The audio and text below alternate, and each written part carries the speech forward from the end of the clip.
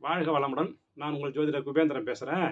நம்ம அடுத்த நட்சத்திரம் வந்து பூரட்டாதி நட்சத்திரம் வந்து இவங்க வந்து யோகம் பெறதுக்கான வழிமுறைகள் பார்க்கலாம். இப்போ சரிங்களா? இவங்க வந்து அன்னாச்சி பழம், பனை மரம் சார்ந்த உணவுகள் வந்து பனங்கற்கண்டு, கருப்பட்டி இந்த மாதிரி உணவுகள், இளநீர், தேங்காய், ஆப்பிள், தக்காளி இதெல்லாம் வந்து இவங்க வாய்ப்பு கிடைக்கும் போதெல்லாம் சாப்பிட்டுன்னு வந்தாங்கன்னா இவங்களுடைய ஒரு நட்சத்திர எனர்ஜியை வந்து இவங்களுக்கு வந்து நிறைய கிடைக்கும். சரிங்களா?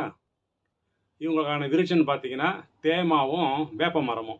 அதனால் இவங்களுக்கு ஜென்ம நட்சத்திரம் அன்றைக்கோ இல்லை தேவை நேரம் கிடைக்க நேரமோ இந்த மரத்தடியில் போயிட்டு ரொம்ப நேரம் 1 மணி நேரம் உட்காருறது, அந்த மரத்தை தண்ணி ஊற்றுறது, பராமரிக்கிறது செஞ்சு வந்தாங்கன்னா இவங்களுடைய கர்மாவெல்லாம் கழிஞ்சிக்கிட்டு வரும். சரியா?